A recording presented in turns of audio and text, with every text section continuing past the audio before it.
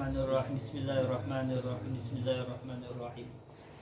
Wa qad yaqtufu hijab. Ya benar ya. Bismillahirrahmanirrahim. Wa qad yaqtufu hijabuhu wa yura'i bihi wa yatlubu hamdan nasi. Bismillahirrahmanirrahim. Wa qad yaqtufu lan terkadangan kandel tebal. Wa qad yaqtufu lan terkadang kandel tebal apa hijabu hijabe ngabed apa hijabu hijabe ngabed samong-samong so ngabed hijabe. Bismillahirrahmanirrahim. Kandel fayuroi mongko ningali sapa ngabed fayuroi sebenarnya ya, cuman huruf ya diharokati doma, sementara huruf sebelumnya dibaca kasro, ini dihukumi sikol, artinya berat. Jadi orang Arab kalau mengucapkan yuro iyu ya, iya di doma, sebelumnya iya dibaca kasro, kata orang Arab itu sikol, artinya berat, susah untuk melafadzkan itu. Makanya cukup dibaca fayuroi, gak dituliskan fayuroiyu. Jelas ya, aslinya fayuroiyu. Nah, jadi ini qaidahnya ada dalam kitab-kitab nahwu tentu. Bismillahirrahmanirrahim. Fayuroi nahwu sorof ya. Ini ada dalam kitab sorof. Fayuroiyu mongko ningali, fayuraiyu mongko ningali sapa ngabed bi kelawan ngamal. Maksudnya ningali nangkene maksudnya adalah riya, pamer. Fayurai mongko nuli riya atau pamer sapa ngabed bi kelawan ngamal, tepatnya di artinya riya. Wayatlu bulan golet, wayat lu bulan golet utawa nyupri sopo ngabed, nyupri hamdan nasi pengalame menungso. Bismillahirrahmanirrahim. Pengalam lahu maring ngabed. Hadza utawi iki yaktufu hijabuhu kulluhu yaskabani hadza. Apal hadza ini isim isyar, isim asyara. Kullunya ini lafalnya taukid, jadi kedudukannya lafal kullu menjadi taukidnya lafal hadza isim isyara. Di sini kedudukannya sebagai mubtada iku i'rabnya rafa, makanya lafal kullu sebagai taukid ya dibaca rafa juga. Nggak boleh dibaca kullihi, kullahu, nggak boleh, harus dibaca rafa. Kulluhu yusqa biani hadza. Udah butuh matang ya, masalah nahune ya, nahune butuh matang. Bismillahirrahmanirrahim. Kulluhu yusqa biani hadza iku minasyirki, setengah sangking kemusyrikan. Iku minasyirki, setengah sangking kemusyrikan. Sifatnya asyirki al-khafi kang samar, sifat asyirki al-khafi kang samar, sifat asyirki al-khafi al-qadihi kang nyajad, al-qadihi kang nyajad. Lafal qadihi na'tun tsani ya, na'at atau sifat kedua dari lafal asyirki. Bismillahirrahmanirrahim. Nyajad fil ikhlasi, dalam ikhlas. Wal ikhlasu utawi ikhlas iku syartun dadi syarat. Wal ikhlasu utawi ikhlas iku syartun dadi syarat. Dadi syarat nang difi qabulil ngamali ing dalam den trimane ngamal. Kama kuitene keterangan silima marro kang wis kliwat opo ma.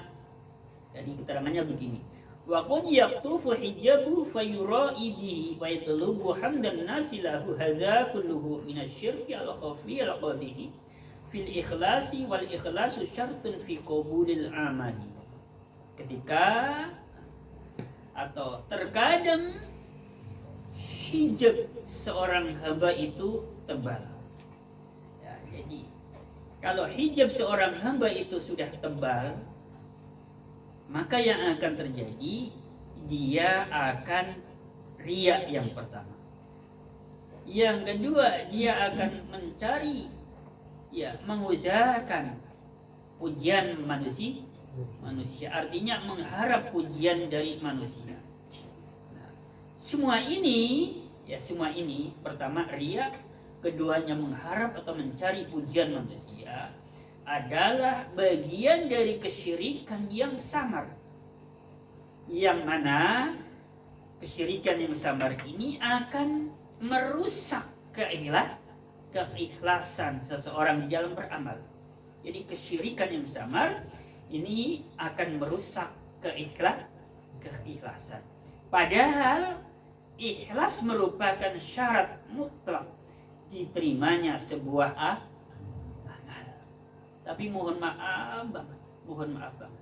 Ya benar di sini syarat dijelaskan, wal ikhlasu syartun fi qabul amal.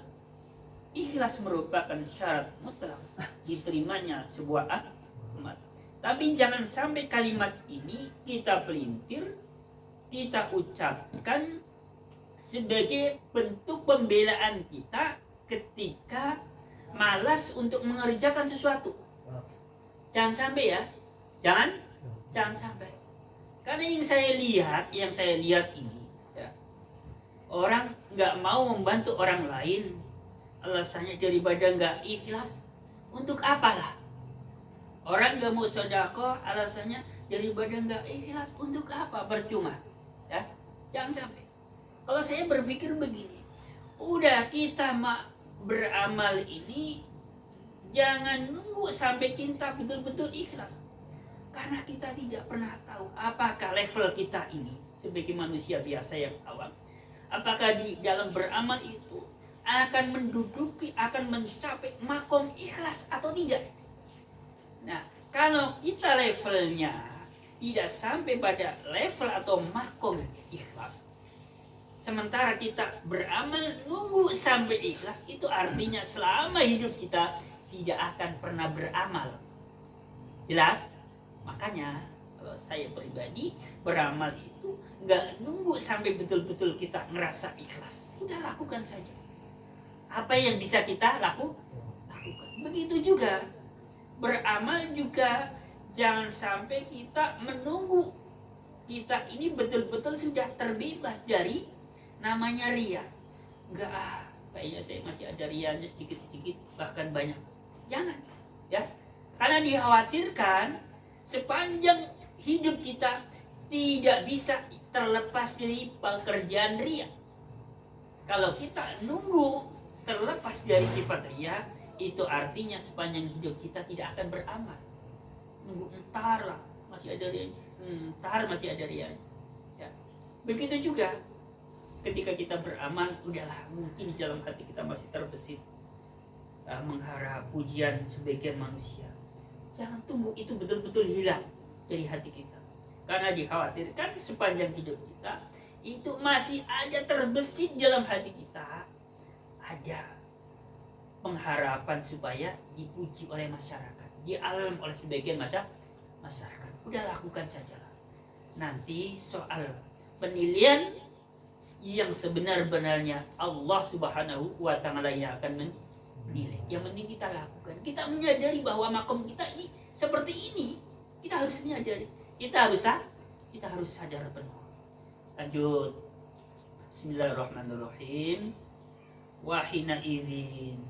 Ya, soalnya saya kadang mendengar, padahal itu orang sebenarnya karena pelit.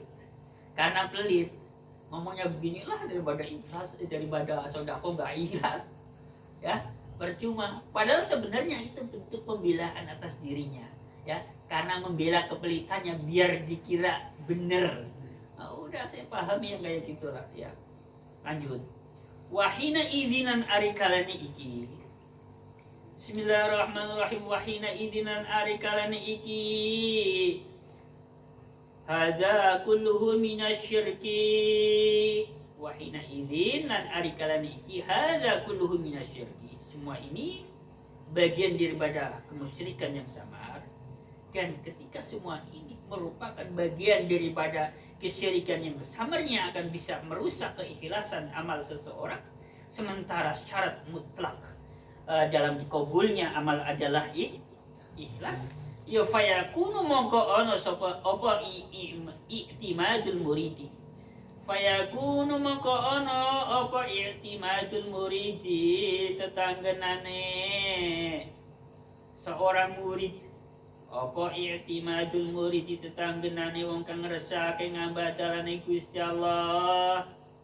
Bismillahirrahmanirrahim. Tetanggenang di fi wusulihi indalam wusule murid maring Allah, fi wusuli indalam wusule murid maring Allah iku ngala khobare yakun, ya fal yakunu tadi isimnya i'timadul muridi, khobarnya mana iku ngala fadlillahi, tetap ingat sifatulai Gusti Allah, wa karomilan kalau manane Allah, la ala ijtihadi, la ala ijtihadi ora ingatase nemen-nemenine murid, la ala ijtihadi ora ingatase nemen-nemenine murid. Ijtihad itu bersungguh-sungguh dalam beribadah. Jadi saya jelaskan lagi, wahina idin fayakun i'timadul muridi fi wusulihi ala fadlillahi wa karamihi la ala ijtihadihi. Dan ketika semua ini yakni beramal masih ada riyanya, beramal masih mengharapkan pujian dari sebagian manusia, ini merupakan bagian daripada kesyirikan yang samar, yang mana kesyirikan yang samar ini akan merusak keikhlasan amal seseorang. Sementara ikhlas merupakan syarat mutlak diterimanya sebuah amal. Maka yang akan terjadi kalau semua ini akan merusak keikhlasan dan bisa ditolaknya sebuah amal, ya fayakunu i'timadul muridi, maka seorang murid ya harusnya berkeyakinan bahwa seorang murid atau seorang hamba itu akan bisa usul kepada Allah Subhanahu wa taala, hatinya itu bukan karena amalannya. Jelas ya? Ya, kalau memang amalan yang disertai riya, amalan yang disertai ada pengharapan pujian dari sebagian manusia ini, ya jelas-jelas kesyirikan yang samarnya akan merusak keikhlasan, sementara syarat diterimanya amal ini adalah ikhlas. Maka seorang murid harus memiliki keyakinan, i'tiqad, bergantung, bersadar bahwa usulnya dia kepada Allah Subhanahu wa taala itu atas karunia, ya atas karunia dan fadl Allah Subhanahu wa taala, bukan karena usahanya, bukan karena keseriusannya, bukan karena kesungguh-sungguhannya di dalam beribadah. Karena apa? Karena ibadahnya tadi disertai riya, disertai dengan mengharap pujian dari manusia, yang semua itu adalah bagian dari kesyirikan yang samar yang akan merusak keikhlasan. Sementara syarat diterimanya sebuah amal adalah harus ikhlas. Terus apalagi ya harapan satu-satunya supaya hati kita bisa usul kepada Allah Subhanahu wa taala adalah karunia dan fadl, ya sifat belas asih Allah Subhanahu wa taala. Itu.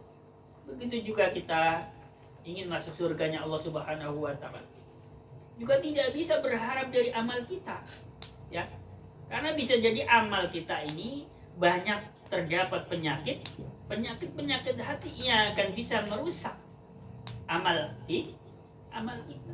Maka satu-satunya yang kita harapkan supaya kita bisa masuk surganya Allah Subhanahu wa taala adalah rahmat, kasih sayang Allah Subhanahu wa taala, bukan amal kita. Tapi ya jangan dibalik juga, dipelintir. Ya kalau kayak gitu nggak usah ngamal lah. kita harap saja kasih sayang. Ya nggak begitu juga pahamnya ya Mas Mahmud ya. Kita amal tetap amal, kita beramal tetap beramal walaupun kita sadar terdapat banyak penyakit hati. Nah setelah itu kita berharap kepada rahmatnya Allah Subhanahu wa Ta'ala supaya tujuan kita ingin usul kepada Allah Subhanahu wa Ta'ala bisa tercapai, supaya tujuan kita supaya bisa masuk surganya Allah Subhanahu wa Ta'ala selama dunia akhiratnya ini bisa tercapai. Paham ya? Paham. Bismillahirrahmanirrahim. Lanjut.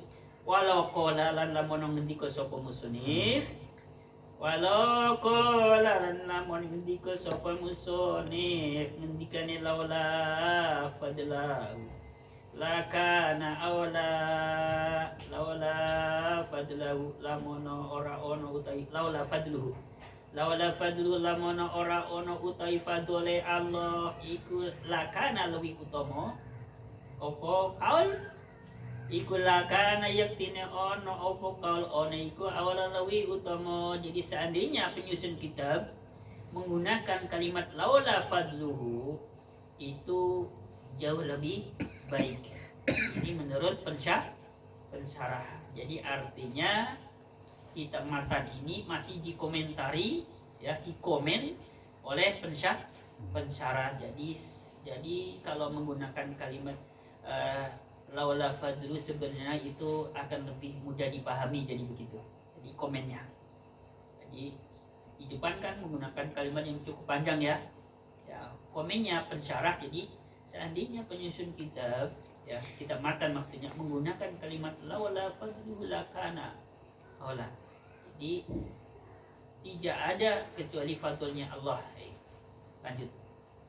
Bismillahirrahmanirrahim, ganti pembahasan. Anta ila hilmihi, belum ganti pembahasan dulu. Cuman masuk lagi ke kitab matan. Anta ila hilmihi idza ata'tahu ahwaju minka ila hilmihi idza asaitahu. Ini pembahasan yang sangat-sangat bisa dibilang krusial nih. Bismillahirrahmanirrahim. Anta utawi siro ila hilmihi maring sifat arise Allah. Hilmi aris bijaksana. Anta utawi siro ila hilmihi maring sifat arise Allah. Bismillahirrahmanirrahim. Kapan oleh butuh maring sifat arise Allah idza ata'tahu arikane taat sapa sira ing Allah. Idza ata'tahu arikane taat sapa sira ing Allah iku ahwajul wi hajat.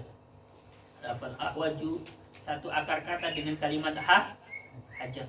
Itu ahwaju iku ahwajul wi hajat utawa lebih butuh. Bismillahirrahmanirrahim. Sapa sira mingka tinimbang sira luwih butuh ila ilmihi maring sifat arise Gusti Allah. Idza asaitahu arikalane maksiat sapa sira ing Allah. Jadi pernyataan Syekh Ahmad bin Athaillah dalam kitab matanya, anta ila ilmihi idza tolak tahu ahwaju minka ila hilmihi idza asaitahu. Anta ila hilmihi idza tolak tahu ahwaju minka ila hilmihi idza asaitahu. Yang artinya kamu itu lebih membutuhkan sifat bijaksananya Allah saat kamu taat dibandingkan kamu membutuhkan sifat bijaksananya Allah saat kamu maksiat. Jelas ya? Jadi saat kita taat, kata si Ahmad bin Athaillah, saat kita sedang taat, ini justru kita lebih membutuhkan sifat kebijaksananya Allah dibandingkan saat kita sedang bermaksiat. Paham gak ya? Paham belum? Jadi Ya, saya akan menukil pernyataan Imam Sufyan As-Tsauri. Imam Sufyan As-Tsauri ini guru dari Imam Malik. Ya, jadi gurunya Imam Malik adalah Imam Sufyan As-Tsauri. Imam Malik memiliki murid Imam Asy-Syafi'i. Imam Syafi'i memiliki murid, salah satunya adalah Imam Ahmad bin Hanbal. Jadi urut-urutannya begini. Ya. Imam Sufyan Ats-Tsauri, guru dari Imam Malik, berkata begini. Setiap-tiap kemaksiatan yang berasal, ya, atau yang bermula, yang munculnya dari sebuah syahwat. Syahwat itu apa? Syahwat itu adalah dorongan dari nafsu kita ingin melakukan sesuatu. Itu lebih mudah diharapkan mendapatkan ampunan dari Allah Subhanahu wa taala dibandingkan dengan kemaksiatan yang berawal dari kesombongan. Alasannya apa? Alasannya karena iblis bermaksiat, durhaka, berani kepada Allah Subhanahu wa taala itu awalnya atas dasar kesombongan. Iblis merasa iblis dirinya lebih baik dibandingkan dengan Adam, karena iblis tercipta dari api sementara Adam tercipta dari tanah. Iblis merasa jauh lebih baik daripada Adam, makanya iblis gak mau sujud kepada Adam. Maka iblis tidak bisa dimaafkan, ya, karena sombong. Sementara Nabi Adam alaihissalam pernah maksiat di dalam surga waktu itu, oleh Allah Subhanahu wa taala dipersilahkan menikmati apa saja yang ada di dalam surga. Hanya satu saja yang dilarang oleh Allah Subhanahu wa taala. Jangan pernah mendekati pohon huldi. Atas dasar bujukan iblis, maka Nabi Adam alaihissalam serta diri Hawa akhirnya mendekati pohon huldi dan memakan buah huldi. Dimaaf oleh Allah Subhanahu wa taala, ya, karena pelanggarannya Nabi Adam atas dasar syahwat, bukan atas dasar kesombongan.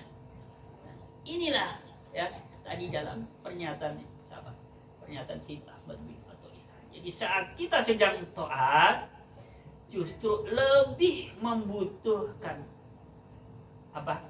sifat kearifan, kebijaksanaan Allah Subhanahu wa taala dibandingkan saat kita sedang maksiat.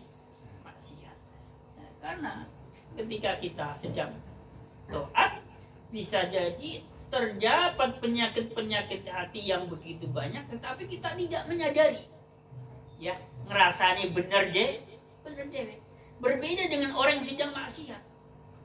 Orang yang sedang maksiat itu kebanyakan merasa bahwa dirinya itu sedang melanggar aturan Allah.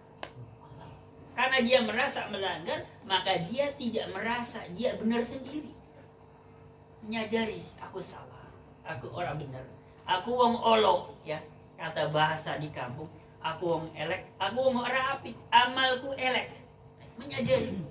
Tapi kalau orang sedang melakukan sebuah ketaatan, bisa jadi dia akan merasa benar sendiri. Bisa jadi dia akan merasa lebih baik daripada orang lain. Nah, ini muncul kesombongan. Lanjut. Wadzalika uti mengkono. Wadzalika uti mengkono ahwaj. Iku anal mutinga teman satune wong kang taat iku ya ritu terkadangan anyar teko. Iku kod ya ritu terkadangan anyar teko lahu kanggone muti. Kapan oleh anyar teko minta taati nalika taate muti. Opo sing anyar teko fangile ya ritu. Ahwalun piro-piro tingkah. Opo ahwalun piro-piro tingkah. Contohnya ahwalun karu'yati nafsi, kafnya kaf huruf jar. Jadi lafal ru'yah dimasuki huruf jar kaf. Karu'yati nafsi koyo ningaline awak dewene si murid. Karu'yati nafsi koyo dene ningali awak dewene si murid. Wal i'jabilan kumun ming awak dewek. Wal kibrilan sombong gumedhe. Wa isdaro il khairi lan ngina ing wong liya wa isdaro il khairi lan ngina ing wong liya atau memandang orang lain lebih hina daripada dirinya. Wastiqoqihi lan amri ngehakine si muti wastiqoqihi lan amri ngehakine si muti amri ngehaki al jazai piwales ila khairi dzalika maring liyane mengkono-mengkono ru'yati nafsi al ijab ila khairi dzalika maring liyane mengkono-mengkono ru'yati nafsi wal i'jab baina khairi dzalik min kabairil qulubi nyatane piro-piro dosa gede-gedene piro-piro ati min kabairil qulubi nyatane piro-piro dosa gede-gedene piro-piro ati ya. Jadi tadi dalam kitab Matam disebutkan anta ila hilmihi ila ittola'tahu ahwaju minka ila hilmihi idza asaitahu. Kamu saat sedang taat kepada Allah itu justru lebih membutuhkan sifat arifnya Allah dibandingkan butuhnya kamu terhadap sifat arifnya Allah saat kamu sedang maksiat. Alasannya karena orang yang sedang taat itu terkadang ada hal-hal yang datang saat sedang taat, hal-hal yang baru yang tiba-tiba muncul dalam hatinya. Seperti pertama, ru'yati nafsihi, melihat, merasa bahwa dirinya itu baik. Waduh, aku kok bisa ngene-ngene ya, aku kok bisa rajin ngene-ngene ya. Nah ini namanya ru'yati nafsi, melihat dirinya baik. Wal ijab, dan terheran-heran, kagum pada dirinya sendiri. Seorang koyo aku lah, langkah liane. Nah ini namanya ijab. Terus muncul lagi kesombongan. Wah, aku jauh lebih baik daripada orang-orang di sana. Karena aku rajin, karena aku begini-begini. Ini kesombongan. Terus kemudian juga ada keadaan-keadaan yang muncul saat orang taat. Akan melihat, akan memandang orang lain itu lebih hina daripada dirinya. Contoh, ini contoh ya. Mau datang ke musola ini Mas Tarno, awas lu, Mas Umar ya. Karena musolanya Mas Tarno di sana ya, Mas Umar ngelewati pemancingan. Dijaga di hati kita. Ya enggak cuma Mas Umar, Mas Tarno saja, saya juga menjaga hati kita. Jangan sampai mau berangkat ke musola, niatnya mau jamaah, lihat orang mancing. Jam segini mancing, jam segini congkrongan. Sholat dong, jamaah dong. Jangan sampai ini dalam hati ini ya. Ini namanya apa? Namanya memandang, melihat orang lain lebih rendah dari kita. Ini harus dijaga loh. Maaf ini. Ini untuk urusan hati kita, ya. Bukan ngurusin orang lain, tapi untuk ngurusi hati kita supaya benar-benar terbebas, selamat dari penyakit hati. Karena ini yang akan merusak amal kita. Ya, terus menganggap bahwa dirinya itu merasa pantas untuk mendapatkan balasan dari Allah Subhanahu wa taala. Ngomong kayak aku ya pantas lah. Masuk surga umpamane. Rajin gitu. Makanya namanya ulama besar yang bernama yang biasa dipanggil Abu Nawas kan sampai dalam syairnya kan ilahi lasturil firdausi aku tidak pantas untuk memasuki surga firdaus gitu. Ya, padahal beliau seorang ulama besar. Jadi itu syairan yang perlu banget kita hafalkan dan kita contoh ya. Sebagai orang alim besar, ahli tasawuf ya, masih menyatakan aku tidak pantas untuk masuk surga. Tapi ya di satu sisi saya nggak kuat Gusti masuk neraka. Jadi ini cara beliau ini ya, berdoa kepada Allah Subhanahu wa taala dengan bahasa-bahasa rayuan. Ini gombalan yang perlu dicontoh di Mesir ya. Ya, masalah ini perlu dicontoh ini. Ya. Jadi nggak langsung meminta, nggak langsung minta tapi pakai rayuan. pakai najak merendah. Bismillahirrahmanirrahim. Bismillahirrahmanirrahim. Lanjut. Fayukhafu mangkanul dikhawatir. Fayukhafu mangkanul dikhawatiri apa antang qaliba yento dadi balik. In qalaba yang qalibu tangqalibu. Dimasuki amil nasib an. Jadi antang qaliba. Perhatikan nahwunya. Apa antang qaliba yang to dadi balik apa taatuhu taate simuti. Taate wong kang taat. Bismillahirrahmanirrahim. Dadi balik. Bismillahirrahmanirrahim. Maksiatan ing kemaksiatan. Maf'ul bih kedudukannya. Lafal maksiatan kedudukannya jadi maf'ul bih. Lafal ta'atuhu jadi fa. Oh, ta'atuhu ketaatan simuti. Jadi balik maksiatan kemaksiatan, maka dikhawatirkan kalau sudah begitu ya, orang taat tetapi dalam hatinya masih merasa lebih baik daripada orang lain, merendahkan orang lain, ada kesombongan dalam dirinya, merasa berhak untuk mendapatkan pembalasan dari Allah Subhanahu wa taala. Kemudian muncul penyakit-penyakit hati, dosa-dosa besar dalam hatinya.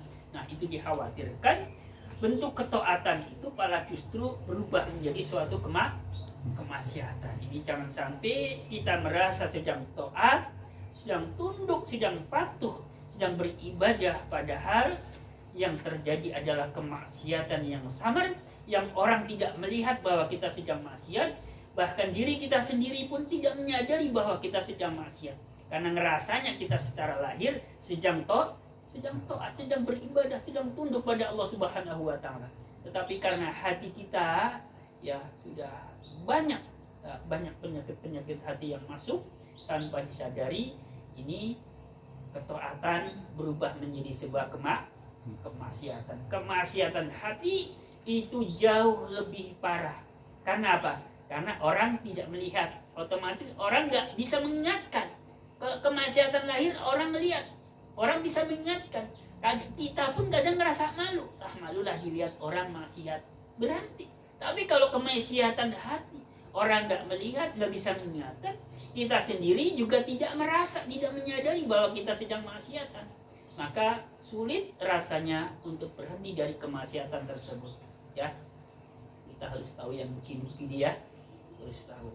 Namanya kajian kita, ya namanya sedang kajian untuk menuju sebuah keikhlasan supaya amal kita bisa diterima di sisi Allah Subhanahu wa taala. Lanjut. Bismillahirrahmanirrahim. Wal ngasi utawi wong kang durhaka, wong kang maksiat. Wal ngasi utawi wong kang durhaka utawa wong kang maksiat iku rubbama tahmiluhu terkadang terkadangan nanggung ingasi apa maksiatuhu maksiate ngasi nanggung alal hidri ngatasé wedi. Bismillahirrahmanirrahim. Wal alal hidri ngatasé ngati-ati kok. Alal hidri ngatasé ngati-ati wal khofilan wedi begitu.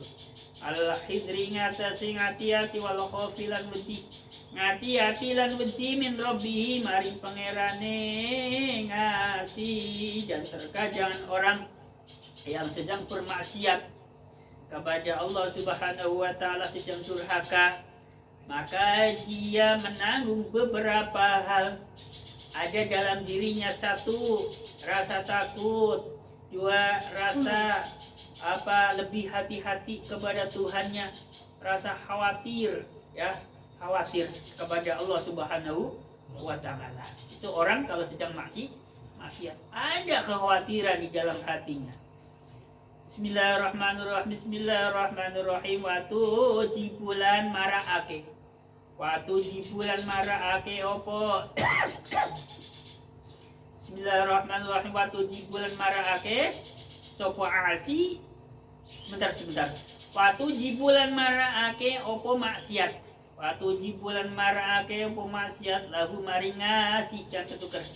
Watu jibulan marake opo maksiat lahu maringasi marake alistikanata ing anteng wal khudu alan andap asor wasyiddatal iftikori lan bangate butuh ilaihi maring Allah. Dan kemaksiatan itu juga terkadang bisa membuat pelaku kemaksiatan akan merasa sangat-sangat butuh kepada Allah, akan merasa dirinya itu rendah, akan merasa dirinya ada sebuah ketenangan. Nah, jadi kemaksiatan itu bisa jadi mendatangkan sebuah ketenangan bagi dirinya, bisa jadi mendatangkan sebuah sifat adab asor, merasa rendah dibandingkan orang lain, dan juga bisa mendatangkan rasa sangat-sangat butuh terhadap Allah Subhanahu wa Ta'ala. Tadi barangkali yang satu ini al-istiqanah, kemaksiatan kok bisa mendatangkan ketenangan ya, padahal dalam hadis Nabi yang namanya kemaksiatan itu akan mendatangkan sebuah gelisah. Kalau ketaatan itu akan mendatangkan ketenangan. Jadi begini, ya penjelasannya ini nggak boleh dipotong-potong. Kemaksiatan itu bisa mendatangkan ketenangan, itu bagaimana ceritanya? Karena bisa jadi pelaku maksiat, ini pelaku maksiat tapi orang yang memang selalu hatinya ingat Allah Subhanahu wa Ta'ala, yang betul-betul peduli, yang setiap kemaksiatan dia catat, dia ingat.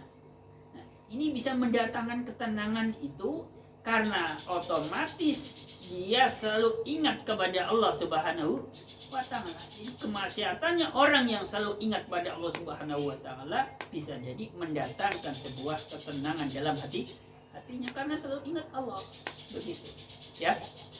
Nggak boleh dipotong. Falidzalika mongko krono are mengkono-mengkono. Falidzalika mongko krono arae mengkono-mengkono. Bismillahirrahmanirrahim. Bismillahirrahmanirrahim. Bismillahirrahmanirrahim. Bismillahirrahmanirrahim. Tahammul. Ya. Wal 'asi rubbama tahmiluhu. Ya, ketahmiluhu. Bismillahirrahmanirrahim. Walidzalika mongko krona are mengkono tahmiluhu maksiatuhu. Ke situ. Walidzalika mongko krona are mengkono tahmiluhu maksiatuhu. Kana ono sapa abdu ngabed. Bismillahirrahmanirrahim. Bismillahirrahmanirrahim.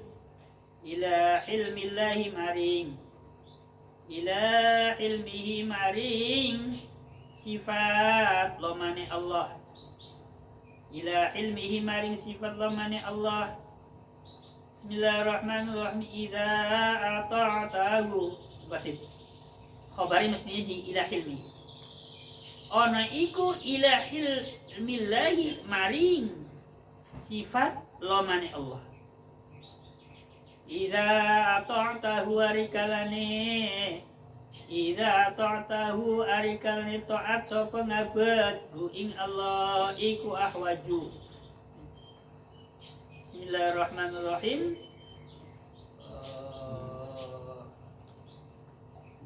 Jawaban dari idza. Ahwaju mongko.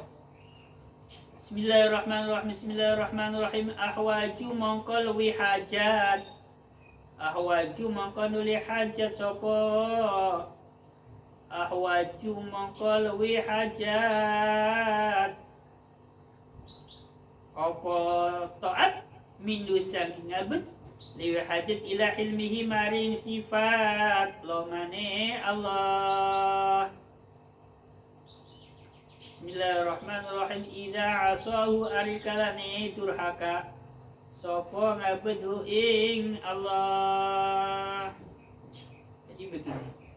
Oleh karena kemaksiatannya orang yang sedang bermaksiat itu terkadang bisa membuatnya jadi lebih berhati-hati kepada Allah. ada rasa-rasa was-was, ada khawatiran, dan juga terkadang bisa mendatangkan sebuah ketenangan dalam hatinya, dan juga bisa mendatangkan rasa lebih rendah dibandingkan orang lain, serta mendatangkan rasa sangat-sangat membutuhkan Allah Subhanahu wa taala. Maka seorang hamba ketika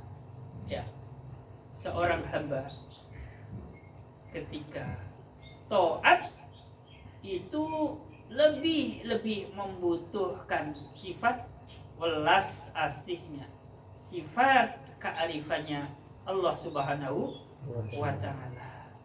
Jadi begini, jadi secara otomatis kalau orang sedang maksiat itu sudah barang tentu akan ada khawatir, akan ada kecemasan, akan ada rasa lebih hina, akan ada rasa membutuhkan ampunan dari Allah Subhanahu wa taala, ya. Maka karena rasa itu sudah pasti ada, jadi hajatnya untuk mendapatkan sifat lamanya Allah itu tidak sebesar hajatnya orang yang sedang taat. Karena orang yang sedang taat itu bisa jadi merasa